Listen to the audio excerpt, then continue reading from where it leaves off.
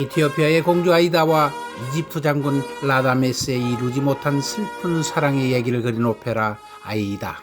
라마데스 장군이 전쟁에서 승리하고 돌아오자 파티를 하는 장면에서 흐르는 음악이 여러분과 제가 듣고 있는 오페라에서 가장 유명한 아이다의 막 개선 행진곡입니다. 인류의 중요한 건설 중 하나를 꼽으라고 하면 아마 지중해와 홍해를 잇는 수에즈 운하일 것입니다.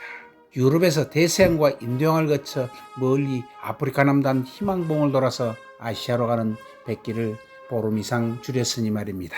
이 운하의 개통을 축하하는 기념으로 당시 이집트 정부에서는 수도 카이로에 오페라 극장을 건립합니다. 이집트 왕 이스마일 파샤가 직접 베르디에게 낙성식에 위촉된 오페라의 음악을 맡아달라고 부탁해서 탄생한 작품이 바로 아이다입니다.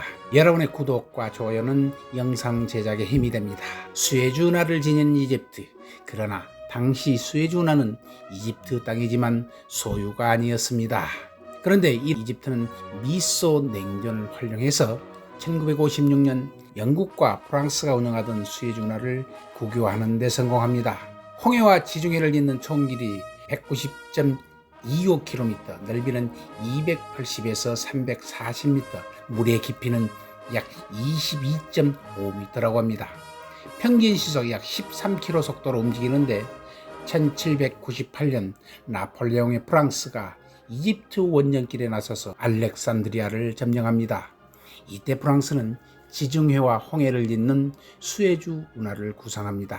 당시 식민지로 인도를 차지하고 있던 영국의 길을 차단하고 중요 거점을 확보하기 위한 야심이 깃들어 있었습니다. 그런데 본격적으로 이곳에 운하를 건설하게 된 것은 약 50년 후인 1854년 이집트 정부로부터 프랑스 외무장관 러셉스가 건설권을 받아냅니다. 1859년 공사를 시작해서 10년 만인 1869년 완성합니다.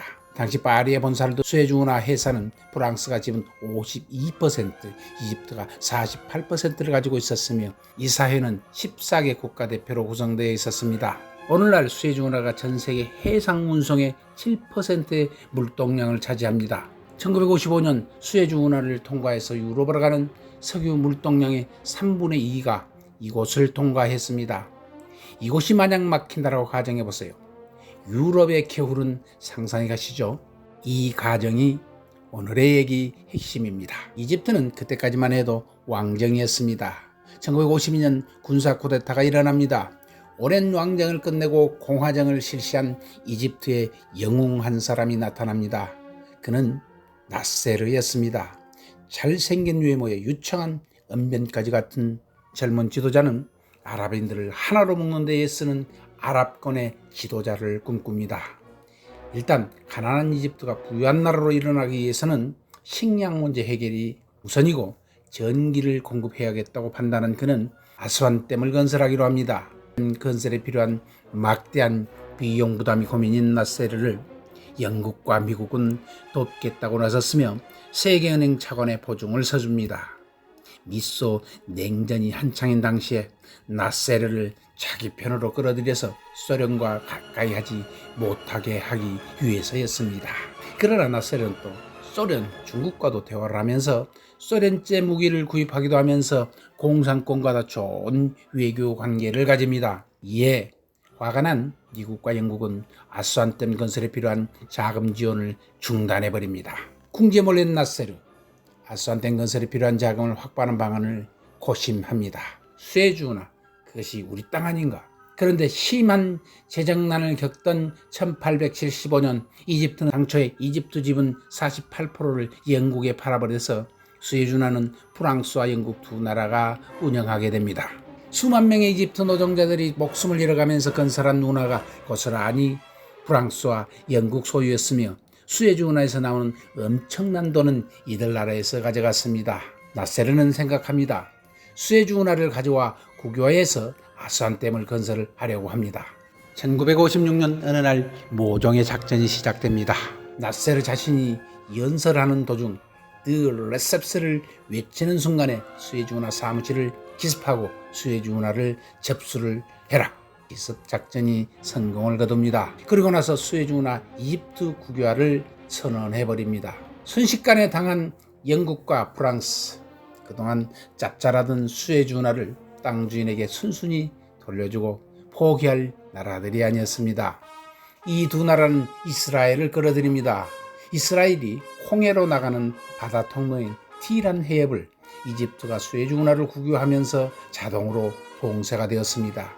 이에 이스라엘도 이집트와 한판 준비하고 있었습니다. 미국을 떠보기 위해 찾아오겠나라고 얘기하지만 당시 미국 대통령 아이젠하워는 제발 무력으로 해결하는 것은 반대한다고 얘기합니다.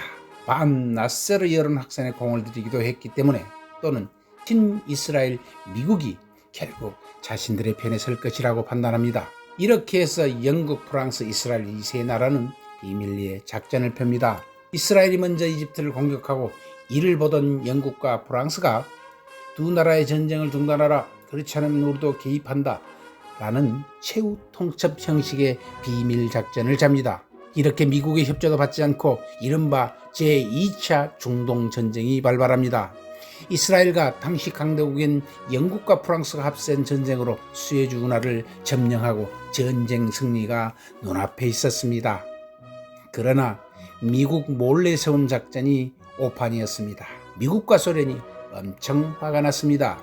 당시 미국의 대통령 아이젠하워는 화가 많이 났습니다. 이집트는 미국에게 중요한 나라였습니다. 만약 중동의 큰 나라 이집트가 소련의 편에 선다면 큰 일이 아닐 수 없습니다. 더구나 미국 대선을 일주일 앞두고 있는 시점에 자신에게 이 얘기도 하지 않고 영국과 프랑스가 이집트를 공격하는 데 대해서 무척 화가 났습니다. 소련도 마찬가지였습니다.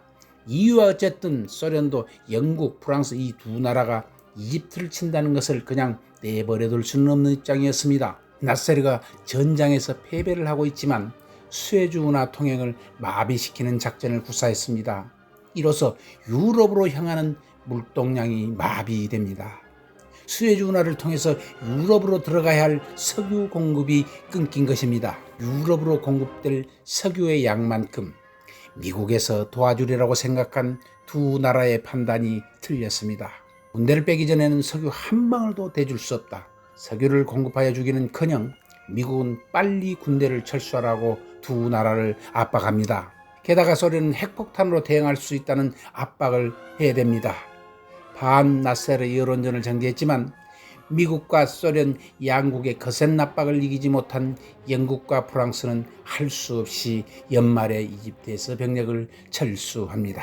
제2차 중동전쟁, 결국 석유가 전쟁을 끝냅니다. 석유의 공급이 막힌 유럽 대륙은 버틸 수가 없었습니다. 수에즈 운하를 두고 벌인 2차 중동전쟁의 실패는 해가 지지 않는 나라 대영 제국 시대가 완전히 종식되고 이류 국가로 전락했다는 걸 보여주는 결정적인 사건이었습니다.